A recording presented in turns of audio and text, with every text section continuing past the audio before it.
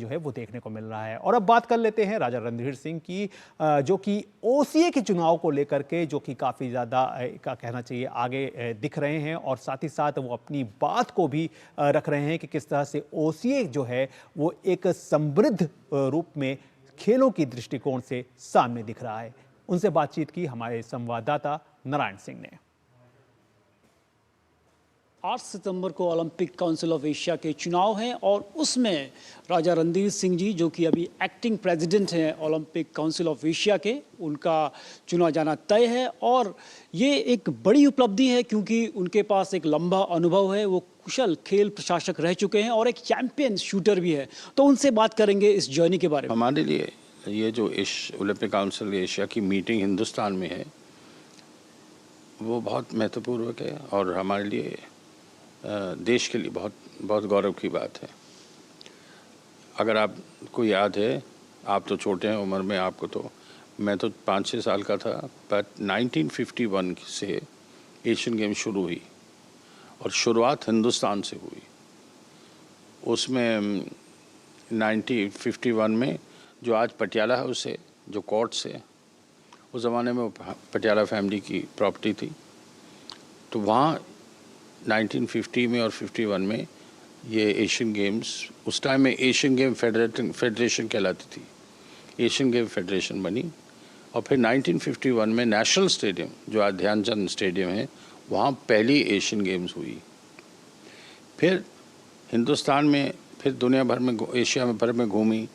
फिर 1982 में फिर आई दिल्ली गेम्स, और अब उसके बाद आपने कॉमनवेल्थ गेम्स कराई, दूसरे गेम्स कराए, वर्ल्ड चैम्पियनशिप्स हो रही हैं, एशियन चैम्पियनशिप्स हो रही हैं। तो हमारा जो सारा सोचने का तरीका है और एम्फेसिस जो नहीं थी पहले, वो अब एम्फेसिस स्पोर्ट्स में फिर आ गई।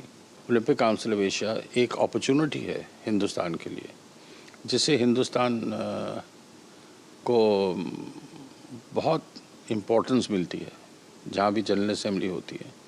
और ये ख़ास जब आप दिल्ली में कर रहे हैं, जहाँ से गेम्स वो फाउंडेड।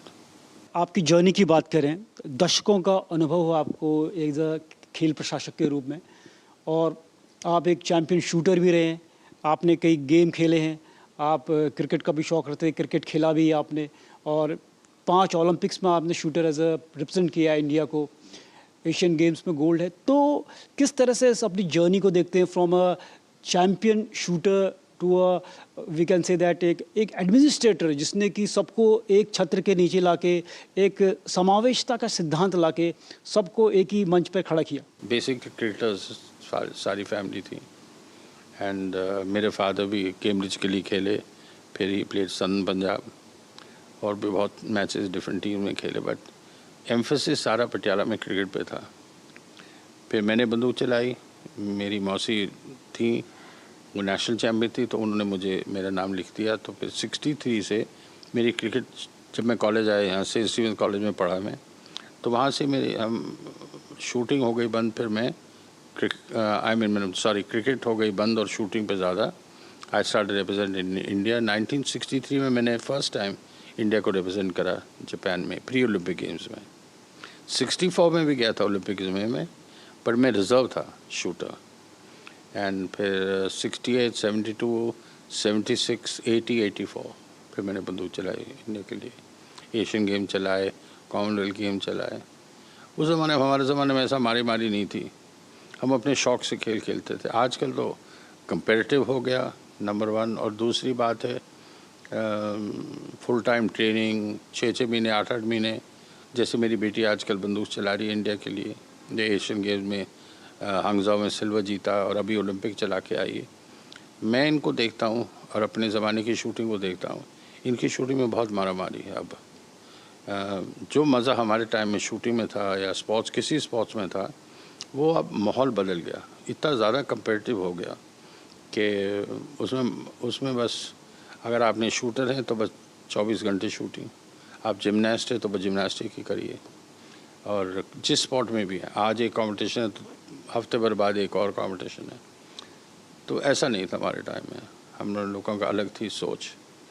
और जैसे कहते हैं ना कि professional sport and amateur sport, तो there's a gentleman sport and there's a professional sport.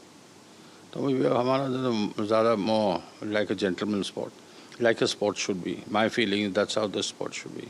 Bharat की बात करें, किस तरह से काफ़ी मल्टी स्पोर्ट्स इवेंट भारत लगातार ऑर्गेनाइज कर रहा है, चाहे वर्ल्ड बॉक्सिंग चैम्पियनशिप हो, वर्ल्ड शूटिंग चैम्पियनशिप हो, बड़े बड़े इवेंट कराए। और सर किस तरह से देखते हैं कि भारत का लगातार ये बड़े इवेंट्स का आयोजन कराना, बड़ी चैम्पियनशिप का आयोजन कराना, ये क्या दर्शाता है कि फ्यूचर में हम कुछ और बड़े इवेंट और बड़ी चैम्पियनशिप कराने को अग्रसर हैं? खेलो इंडिया का बहुत स्प्रेड करी है स्पोर्ट्स, उसमें इंसेंटिव बहुत है, बच्चों को इक्विपमेंट मिल रहा है, कोचेस का फ़ायदा है, अलाउंस मिल रहा है उनको इसमें, जिससे पेरेंट्स पे बोझ नहीं पड़े, काफ़ी फ़र्क पड़ता है, बहुत फ़र्क पड़ता है। तो ये सब इनकरेजमेंट हो रही है, और ये इनकरेजमेंट के जो रिस्पॉन्सिबल हैं वो है हमारे प्राइम मिनिस्टर। प्राइम मिनिस्टर ने हर चीज़ में जिसमें हिंदुस्तान का नाम बढ़े, चाहे स्पोर्ट है, चाहे कल्चरल है, चाहे कुछ है, वो हमेशा उसको सपोर्ट करते हैं, और उसमें स्पोर्ट्स को बहुत फ़ायदा हुआ। आज आप मेडल विनर हैं या थोड़ा सा मिस भी कर दें मेडल, वो खुद टेलीफोन करते हैं। एशियन गेम्स से मैं देख रहा हूँ और खिलाड़ियों रोज़ सुनता हूँ उनको पहला टेलीफोन जब तक कोई और नहीं करता वही करते हैं, और आप बिल्कुल पूरी खबर रखते हैं। जो उनको सपोर्ट चाहिए, जब आपको प्राइम मिनिस्टर ही आपकी सपोर्ट कर रहा है तो रास्ते में कोई वादा होने का तो मतलब ही नहीं है ना। स्पोर्ट्स मिनिस्ट्री ऑटोमेटिकली फॉलो करेगी, सारा सिस्टम फॉलो करता है। तो ये जो एटीट्यूड हो गया उनके कारण, उसमें बहुत फ़र्क पड़ा हिंदुस्तान स्पोर्ट को। तभी आप नए आप इंटरनेशनल स्पोर्ट करा रहे हैं, आप इंटरनेशनल चैम्पियनशिप करा रहे हैं, आप एशियन चैम्पियनशिप करा रहे हैं, और अगर आप मिलिट्री गेम्स करा रहे हैं और कराने भी चाहिए। इतना बड़ा देश है अपना, तो उसमें उनकी ब्लेसिंग्स है। सर परफॉर्मेंस की बात करें इंडियन एथलीट्स की, चाहे वो कॉमनवेल्थ गेम्स हो, चाहे वो ओलंपिक्स हो, एक लगातार एक इम्प्रूवमेंट दिखा है। कुछ साल पहले अगर सोचा जाए तो ऐसा माना जाता कि ट्रैक एंड फील्ड में इंडिया का मेडल जीतना बड़ा मुश्किल है। आज हमारे ट्रैक एंड फील्ड के खिलाड़ी, चाहे वो नीरज चोपड़ा हो, टोक्यो में गोल्ड जीता और फिर एक सिल्वर इस बार पेरिस में जीता, तो ये कुछ सालों तक पहले किसी ने सोचा नहीं था। तो क्या मानते हैं जो सिस्टम ने एक इंफ्रास्ट्रक्चर लेआउट किया है, एक ड्राफ्ट बनाया है खिलाड़ियों के लिए, ये प्लेयर उसी का एक आउट प्रोडक्ट देखते हैं? देखो ऐसा है, एक बेस होती है आपकी, ये एक पिरामिड का सिस्टम है, ये पिरामिड की तरह है।